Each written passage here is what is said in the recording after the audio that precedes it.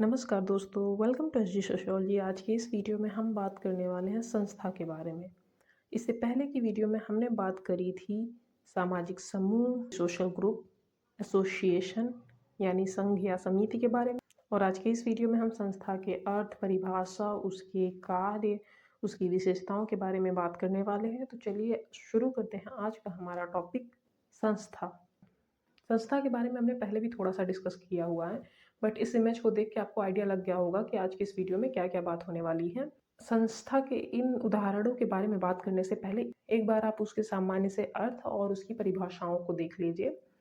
तो जैसा कि यहाँ पे लिखा हुआ है, समाज शास्त्र में संस्था एक जटिल, कॉम्प्लेक्स और संगठित सामाजिक प्रथाओं, व्यवहारों या संरचनाओं का क्या है, समूह है।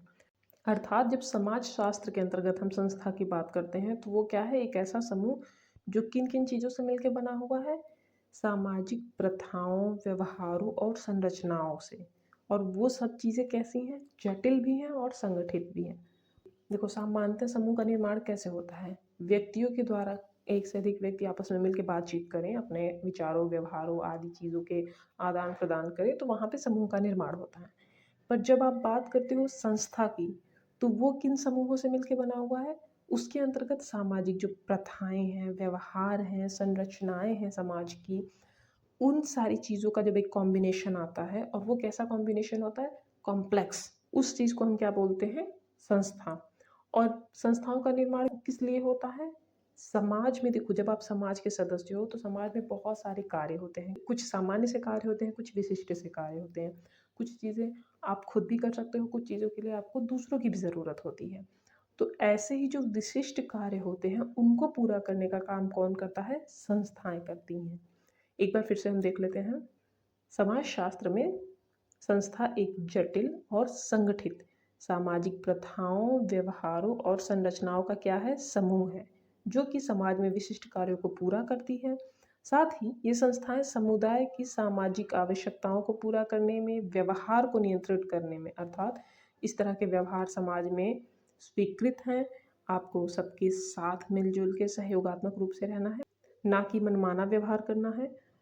और समाज में स्थिरता और व्यवस्था प्रदान करने के लिए बनाई जाती हैं। अर्थात समाज में जो संस्थाएं होती हैं वो किन किन चीज़ों से मिलकर बनती हैं, प्रथाओं, व्यवहारों और संरचनाओं से। और इनका कार्य क्या होता है, विशिष्ट कार्यों को पूरा करना, समाज में लोगों की जो आवश्यकताएं हैं समुदाय में, उनकी पूर्ति करना, व्यवहार को कंट्रोल करना।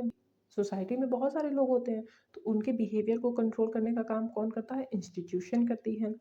और जब आप किसी के बिहेवियर को कंट्रोल करोगे, उसे ये बताओगे कि आप मैनर्ड वे में रहो, आपको ये तरीके से व्यवहार करने हैं, तो ऑटोमेटिक समाज में स्थिरता और व्यवस्था बन जाएगी।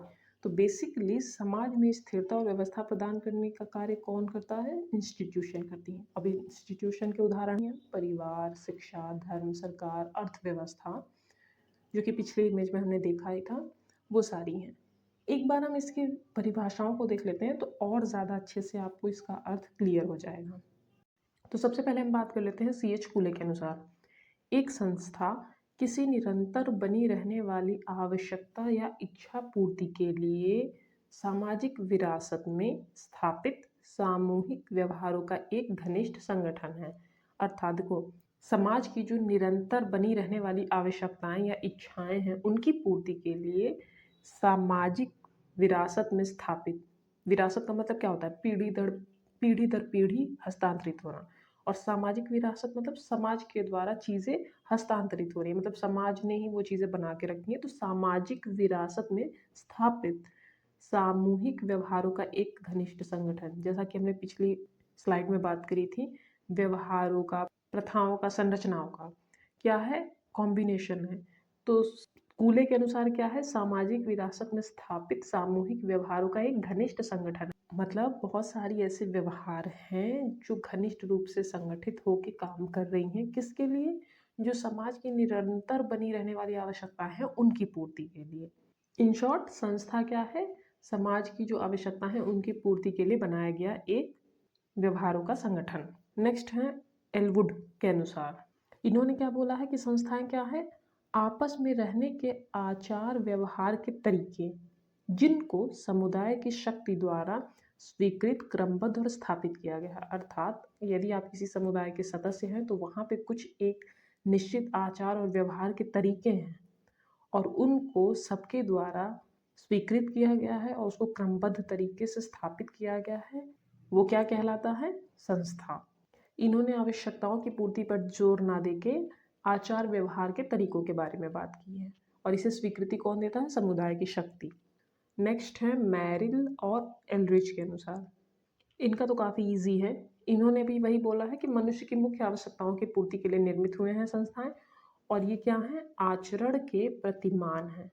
नेक्स्ट है रॉस। रॉस के अनुसार इन्होंने क्या बोला है? सामाजिक संस्थाएं क्या है? संगठित मानवीय संबंधों की व्यवस्था है जो सामान्य इच्छा द्वारा स्थापित या स्वीकृत होती है। और लास्ट है बोगार्ड्स के अनुसार। इन्होंने क्या बोला है? सामाजिक संस्था समाज की वह संरचना है जिसको सुस्थापित कार्यविधियों द्वारा व्यक्तियों की आवश्यकताओं की पूर्ति के लिए संगठित किया जाता है। देखो कॉमन वर्ड क्या है कि ये एक व्यवस्था है और ये मानवीय संबंधों के द्वारा निर्मित हुई है और इसमें सबसे इम्पोर्टेंट चीज़ क्या है? इसका निर्माण किस लिए किया गया है? व्यक्तियों की आवश्यकताओं की पूर्ति के लिए, या जो समाज में निरंतर आवश्यकताएं बनी हुई हैं उनकी पूर्ति संस्थाएं करती हैं। तो बोगार्ड्स के अनुसार क्या है? संस्थाएं जो हैं वो समाज की संरचना है जिसको सुस्थापित कार्यविधियों द्वारा संगठित किया गया है। किस लिए? आवश्यकताओं की पूर्ति के लिए। उपरोक्त परिभाषाओं के अध्ययन से यह स्पष्ट है कि आवश्यकताओं की पूर्ति के लिए समाज द्वारा मान्य तरीकों को हम संस्था कहते हैं। ये तरीके स्थायी होते हैं जो कि एक पीढ़ी से दूसरी पीढ़ी तक हस्तांतरित होते हैं। फॉर एग्जाम्पल विवाह, परिवार, ये आपकी सामाजिक संस्थाओं के अंतर्गत। मंदिर, मस्जिद, गुरुद्वारे, चर्च, ये आते हैं आपके धार्मिक संस्थाओं के अंतर्गत। शैक्षिक संस्थान, स्कूल, कॉलेज, यूनिवर्सिटी, जो कि बच्चों के या समाज के लोगों के शिक्षा से संबंधित आवश्यकताओं की पूर्ति करते हैं। विवाह या परिवार बताता है इंडिविजुअल्स के बीच के रिलेशन को। फैमिली है तो वो ये बताती है माता पिता, भाई बहन, बच्चों, इनके क्या कर्तव्य हैं, इनके एक दूसरे के साथ कैसे रिलेशन होने चाहिए। विवाह जैसी संस्था दो व्यक्तियों को एक साथ जीवन यापन करने के लिए, संतान उत्पत्ति और अपने वैवाहिक जीवन, पारिवारिक जीवन के बारे में उनसे जुड़ी उनकी आवश्यकताओं की पूर्ति करती है। आर्थिक संस्था जो कि है बैंक, पूंजी, मंडी, व्यापार, ये आपके पैसे से रिलेटेड बातों के बारे में, या व्यापार कैसे करने हैं, किस चीज़ का उत्पादन करना है, उसकी बिक्री कैसे करनी है, किस पे कितने टैक्स लगेंगे या किसकी कितनी कीमत होगी, इन सारी चीज़ों से जुड़ी आवश्यकताओं की पूर्ति आर्थिक संस्थान करते हैं। तो यहाँ पे कुछ उदाहरण दिए हुए हैं संस्थाओं की। राजनीतिक संस्थाओं में राजनीतिक दल आ जाते हैं जिसमें बीजेपी, कांग्रेस, आप बहुत सारी राजनीतिक पार्टीज को जानते होंगे। धार्मिक संस्थाओं में जितने भी धर्म हैं उनसे जुड़े उनके धार्मिक स्थल। नेक्स्ट सामाजिक संस्था की हमने बात कर ही ली। शैक्षिक संस्था, आर्थिक संस्था, तो ये सारी चीज़ें क्या हैं? संस्थाओं के उदाहरण हैं। तो हमने अभी संस्था के अर्थ, परिभाषा, उसके उदाहरण के बारे में बात करी। बट एक चीज़ और जो आपको याद रखनी चाहिए वो ये है कि संस्था का निर्माण अचानक से नहीं होता है या एक ही दिन में संस्था नहीं बनती है। संस्था बनने में काफ़ी समय लगता है और ये जो उसके बनने की प्रक्रिया है वो विभिन्न स्तरों से होकर गुजरती है। उनमें ये स्तर निम्न है, जैसे विचार, आदत, जनरीति, प्रथा, लोकाचार, उसके बाद आपका निर्माण होता है संस्था का। अब जैसा कि हम ये जानते हैं कि संस्था का निर्माण मानवीय आवश्यकताओं की पूर्ति के लिए होता है और ये मानवीय आवश्यकताओं की पूर्ति का एक परमानेंट तरीका है। ये नहीं कि टेम्परेरी है कि आज की आवश्यकता पूरी करनी है तो इसका निर्माण कर दिया, फिर कल की आवश्यकता के लिए किसी दूसरी संस्था का निर्माण करना है। नहीं, एक संस्था जो बन गई वो स्थायी रहेगी, परमानेंट रहेगी और जब तक उस तरह की आवश्यकताओं की पूर्ति की आवश्यकता होगी तब तक उस संस्था का अस्तित्व बना रहेगा। तो संस्था की प्रकृति कैसी है? स्थायी है। इस संस्था के निर्माण के लिए सर्वप्रथम क्या होता है? एक विचार आता है, उस विचार की पुनरावृत्ति होती है और वो धीरे धीरे धीरे धीरे आदत बन जाती है। फिर वो आदत क्या है? 1 से 2, 3, 4 पूरे समाज में जब फैलने लगती है तो क्या बन जाती है? जनरीति बन जाती है। जन मतलब जनता और रीति मतलब एक ऐसा तरीका जिसको सभी अपना रहे हैं, तो जनरीति बन जाती है। और जो जनता के द्वारा जो व्यवहार अपनाए जा रहे हैं, वो तरीके अपनाए जा रहे हैं, उनमें अतीत के अनुभव भी मिल जाएं, अर्थात कौन कौन सी चीज़ें सही हुई हैं अतीत में, उन बातों को ध्यान में रखते हुए उनका एक ठोस व्यवहार करने का तरीका बन जाए तो वो आपकी प्रथा कहलाती है। और प्रथा को जब ये होता है कि इसको कोई तोड़े ना, इसके खिलाफ ना कोई जाए, उसमें कुछ नियम, तरीके, कार्यप्रणालियों को ऐड कर दिया जाता है कि आप बिल्कुल इसी तरह व्यवहार करोगे। फॉर एग्जाम्पल विवाह है, विवाह की जो संस्था है उसमें ये चीज़ डिसाइडेड है कि आप एक ही पार्टनर के साथ लाइफ स्पेंड करोगे जब तक आपका जीवन है, और अगर एक दूसरे के साथ रह रहे हो तो आप एक दूसरे के साथ चीट नहीं करोगे। तो ये जो स्ट्रिक्ट रूल्स बना दिए जाते हैं कि आपको इस तरह की चीज़ों में रहना है, तो ये जो चीज़ें करनी है वो तो करनी है, बट जो चीज़ें नहीं करनी है उसके बारे में भी आपको पता होनी चाहिए। तो वो हो जाती हैं लोकाचार, यानी कि प्रथाओं को और ज़्यादा स्ट्रॉन्ग करने के लिए उसमें कुछ रूल्स एंड रेगुलेशन बना दिए जाते हैं, और उस तरह के व्यवहार को करने के तरीकों को समाज द्वारा मान्यता भी मिल जाती है, तो वो कहलाता है लोकाचार।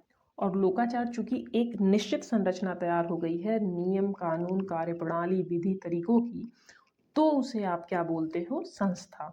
तो संस्था की जो विकास की प्रक्रिया है, स्टेप बाय स्टेप ये जो प्रोसेस चल रहा है कि संस्था का निर्माण होता कैसे है, वो यहाँ पे लिखी हुई है। विचार, आदत, जन रीति, प्रथा, लोकाचार और उसके बाद संस्था। तो आई होप आपको समझ में आया होगा कि संस्था का निर्माण रातों रात नहीं होता है, उसके लिए बहुत टाइम लगता है, और समूह या समाज या समुदाय के लोगों की उसमें सहमति होती है, स्वीकृति होती है, उन सब के द्वारा मान्य तरीकों के द्वारा व्यवहार किया जाता है, उसकी रिस्पेक्ट करी जाती है उन रूल्स एंड रेगुलेशंस की, तब जाके संस्थाओं का निर्माण होता है। और संस्था निर्मित होने के बाद क्या करती हैं?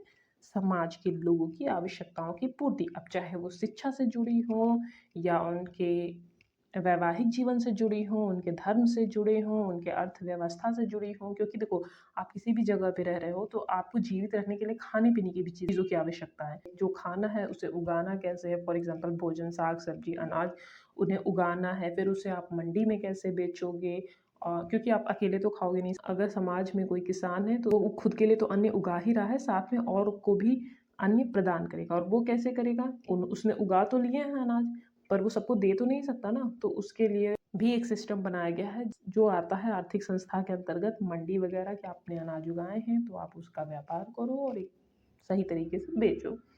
तो आर्थिक, शैक्षिक, सामाजिक, धार्मिक, राजनीतिक, ये विभिन्न प्रकार की संस्थाएं होती हैं जो समाज के लोगों की आवश्यकताओं की पूर्ति करती हैं। अब हम बात कर लेते हैं संस्था की विशेषता के बारे में। संस्था की विशेषता में सबसे इम्पोर्टेंट तत्व क्या है? एक विचार। अर्थात किसी भी संस्था का निर्माण सर्वप्रथम एक विचार से आरंभ होता है, और वो विचार धीरे धीरे व्यक्तिगत आदत में बदलता है। अगर आपने विचार किया कि आपने हेल्दी रूटीन अपनाना है, हेल्दी लाइफस्टाइल अपनानी है, तो सर्वप्रथम आपके दिमाग में एक आइडिया आता है। फिर आप उठते हो कि हाँ, सुबह उठेंगे, हेल्दी फूड खाएंगे, डाइट में रहेंगे, एक्सरसाइज करेंगे, या जो भी आपका रूटीन बना रहे हो। आपने पहले सोचा, फिर धीरे धीरे उसे रेगुलर करते करते आपने उसकी आदत बना ली, और एक इंसान की जो आदत है जब उसी तरह बाकी सारे फॉलो करने लगे तो वो क्या बन जाती है? जनरीति। और जनरीति प्रथा में, और प्रथा लोकाचार में परिवर्तित होते हुए बाद में संस्था का रूप ग्रहण करती है। तो अगर किसी भी संस्था का निर्माण होता है तो सर्वप्रथम वो एक विचार से होता है, और विचार आपको कार्य करने के लिए प्रेरित करता है, और कार्य जब सामूहिक हो जाए, सेकेंड इम्पॉर्टेंट विशेषता, सामूहिक अभिमति। जब कोई भी कार्य सामूहिक हो जाए, जिसमें सबकी ओपिनियंस हो, सबकी राय हो, सबकी सहमति हो, तो फिर वो संस्था का निर्माण करती है। अब देखो, सबकी सहमति हो जाने से नहीं संस्था का निर्माण होता है, उसमें नियम भी होते हैं, कार्य प्रणालियाँ होती हैं, कार्य विधियाँ होती हैं कि आपको ये तरीके से कार्य करने हैं। एक निश्चित रूल्स एंड रेगुलेशन सेट किए जाते हैं। तो संस्था की विशेषता, एक विचार, सामूहिक अभिमति, नियमों की संरचना, एक अच्छे तरीके से सिस्टमेटिक रूल्स उसमें सेट किए जाएं, तो फिर संस्था का निर्माण होता है। नेक्स्ट विशेषता क्या है? अमूर्त व्यवस्था। देखो, जैसा कि हम जानते हैं, संस्था नियमों व कार्य प्रणाली की व्यवस्था है। वहाँ पे जो भी आचरण या व्यवहार या समाज द्वारा मान्य तरीके हैं, वो नियम एवं कार्य प्रणाली की व्यवस्था है। ऐसा नहीं है कि लोगों के बारे में बात हो रही है, वहाँ पे बात हो रही है प्रणाली के बारे में, तरीकों के बारे में, व्यवहार करने की बेस्ट तरीकों के बारे में। तो जब आप नियम और कार्य प्रणाली की व्यवस्था देख रहे हो तो वो क्या है? अमूर्त संस्था है। पिछली वीडियो में हमने बात करी थी समिति के बारे में। तो समिति जो होती है वो लोगों के समूह द्वारा निर्मित होती है, वो समूह के द्वारा निर्मित हो रही है तो वो मूर्त व्यवस्था है। लेकिन संस्था जो होती है वो अमूर्त व्यवस्था होती है, क्योंकि यहाँ पे बात लोगों की नहीं हो रही, बात कार्य प्रणाली की हो रही है, व्यवहार के तरीकों की हो रही है। एक व्यवस्था की हो रही है। संस्था की अगली विशेषता है निश्चित उद्देश्य, अर्थात जिस भी संस्था का निर्माण हुआ है वो किसी उद्देश्य से हुआ है। अगर परिवार जैसी संस्था का निर्माण हुआ है तो बच्चों के लालन पालन, उनकी देख रेख, उन्हें अच्छे संस्कार, मूल सिद्धांतों का ज्ञान, इन सारी बातों के लिए बनाया गया है। जहाँ परिवार और विवाह है सामाजिक संस्थाएं हैं जो सामाजिक गुणों को विकसित करते हैं किसी भी व्यक्ति के अंदर। वहीं शैक्षिक जो संस्थाएं होते हैं उनका उद्देश्य क्या होता है? बच्चों में ज्ञान कौशल की वृद्धि करना, उन्हें अपने समाज के लिए तैयार करना। फॉर एग्जाम्पल, अगर सैनिक स्कूल है तो वो बच्चों को सैनिक या सुरक्षा या सिक्योरिटी से रिलेटेड चीज़ों के बारे में शिक्षा प्रदान करता है, जिससे किसी भी राष्ट्र या देश की सुरक्षा संबंधी आवश्यकताएं पूरी होती हैं। या अगर मेडिकल कॉलेज है वो आपको डॉक्टर्स देता है जो हेल्थ से रिलेटेड इश्यूज़ को सॉल्व करते हैं। कोविड-19 आपको पता ही होगा, उस टाइम पे डॉक्टर्स के क्या रोल थे। हमें सबसे ज़्यादा नीड किसकी थी? एक डॉक्टर की, अच्छी दवाओं की, वैक्सीन्स की। और वो सब किसने करा था? वो सब करा था मेडिकल में जुड़े हुए जितने भी लोग हैं उन्होंने। तो हर एक संस्था किस लिए बनाई जाती है? किसी निश्चित उद्देश्य की पूर्ति के लिए। और उन उद्देश्य या आवश्यकताओं की पूर्ति उनसे जुड़ी संस्थाएं करती हैं। नेक्स्ट है प्रतीक। ये देखो, जो प्रतीक होते हैं प्रत्येक संस्था के कुछ सिंबल्स होते हैं जो भौतिक भी हो सकते हैं और अभौतिक भी। फॉर एग्जाम्पल, ये ओम का साइन हिंदुओं के लिए होता है, ये क्रॉस का चिन्ह होता है क्रिश्चियन के लिए, ये चांद और सितारे मुस्लिम धर्म का प्रतीक है। रिलीजन भी एक संस्था के अंतर्गत आता है, तो हर रिलीजन का अपना अपना एक सिंबल है। विवाह, विवाह जैसी संस्था का प्रतीक क्या होता है? मंगलसूत्र, माथे पे सिंदूर। तो प्रत्येक संस्था के क्या अपने अपने कुछ प्रतीक भी होते हैं। अगर हम बात करें संस्था के कार्य या वर्क ऑफ इंस्टीट्यूशन के बारे में, तो इसे समझना काफ़ी इजी है अगर आपने संस्था के अर्थ और परिभाषा या उसकी विशेषताओं के बारे में समझा है। बट हो सकता है कि संस्था के अर्थ या विशेषताओं के बारे में आपको उतना आइडिया ना हो, तो भी आप काफ़ी ईजिली संस्था के कार्य को समझ सकते हो। देखो, किसी भी संस्था का निर्माण कुछ इम्पोर्टेंट कार्यों के लिए होता है। अब वो कार्य क्या होते हैं? देखो, संस्था का निर्माण मनुष्य करते हैं, मानव समाज में संस्थाओं का निर्माण होता है।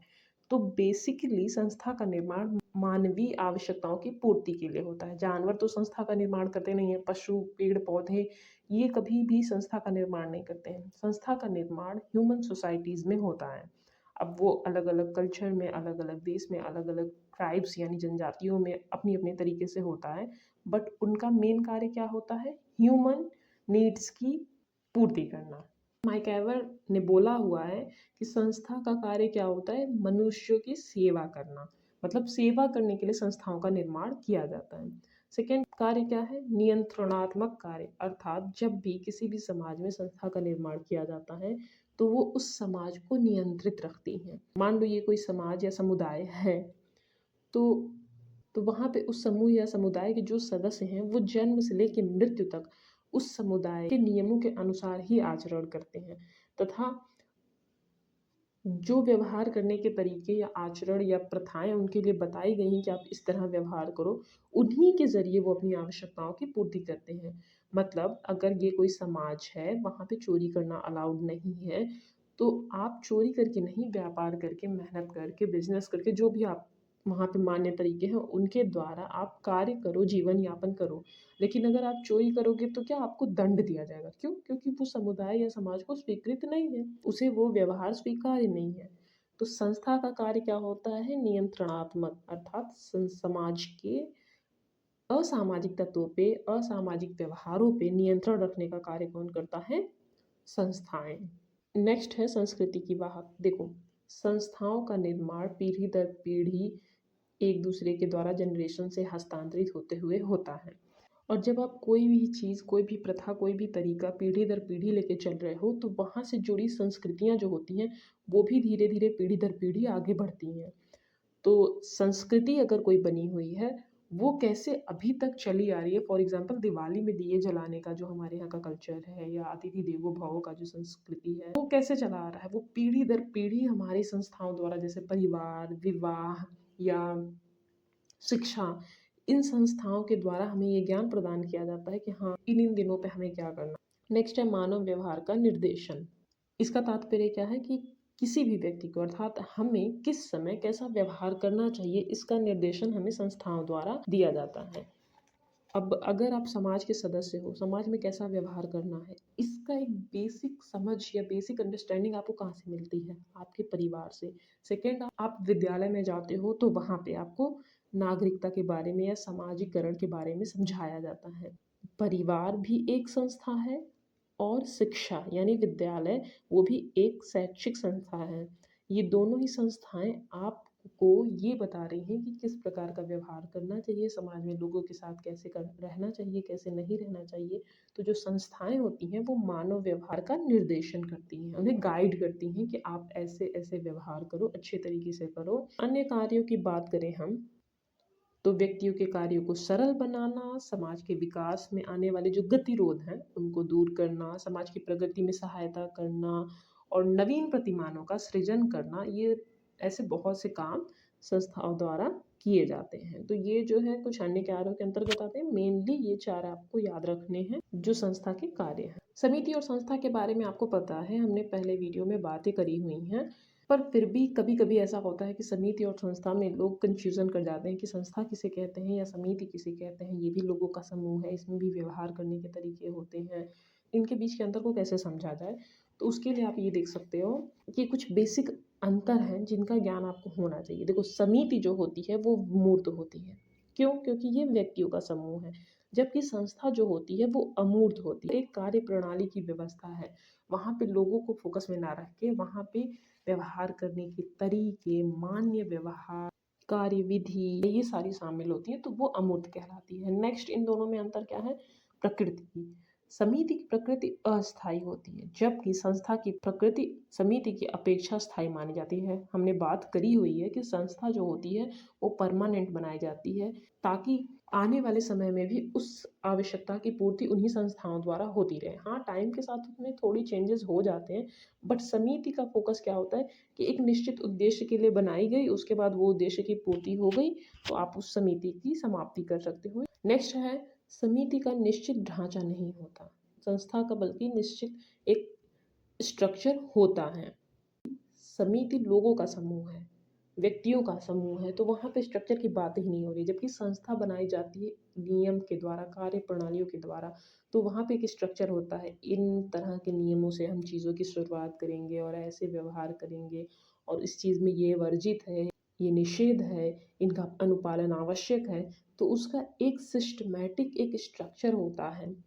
नेक्स्ट अंतर क्या है? सदस्यता की। समिति की सदस्यता अनिवार्य नहीं होती है। आप उद्देश्यों की पूर्ति के लिए किसी समिति से जुड़े और आपको लगा कि आपके उद्देश्य की पूर्ति उस समिति से नहीं हो रही है, दूसरे समिति में होगी, तो आप उस एसोसिएशन के मेंबर ना होके जहाँ पे आपको लगता है आपके एम्स या उद्देश्यों की पूर्ति हो रही है, उसके सदस्य बन जाओगे।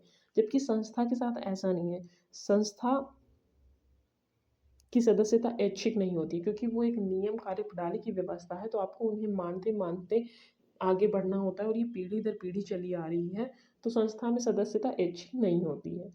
नेक्स्ट पॉइंट क्या है कि समिति जानबूझकर बनाई जाती है और इसका निर्माण उद्देश्यों की पूर्ति के लिए होता है। इसका निर्माण विशेष हितों को सामने रख कर किया जाता है, तो इसलिए जानबूझकर ये बनाई जाती है। जबकि संस्था क्रमिक रूप से विकसित होती है। संस्था जो होती है मानव स्वार्थ या हितों के लिए संगठित नहीं की जाती, बल्कि ये अपने आप क्रमिक रूप से धीरे-धीरे बढ़ती जाती है। कैसे? एक विचार, उसके बाद आदत, फिर जनरीति, प्रथा, लोकाचार से होते हुए क्रमिक रूप से संस्था विकसित होती है। तो आई होप आपको समिति और संस्था में अंतर समझ में आया होगा। आई होप आपको आज का ये टॉपिक समझ में आया हो। अगर आपके कोई सुझाव हो तो आप कमेंट बॉक्स में दे सकते हैं। अगर आपको वीडियो पसंद आया तो वीडियो को लाइक, शेयर और चैनल को सब्सक्राइब करना ना भूलें। आपको इस वीडियो की अगर पीडीएफ चाहिए तो आप हमारे टेलीग्राम चैनल एसडी सोशियोलॉजी से जुड़ सकते हैं। डिस्क्रिप्शन बॉक्स में आपको चैनल और पीडीएफ की लिंक मिल जाएगी। और अगर आपको लगता है कि कहीं पे कोई फैक्ट या कोई पॉइंट मिस हो रहा है या गलतियां हो रही हैं तो आप बता सकते हो। आज के लिए बस इतना ही। धन्यवाद।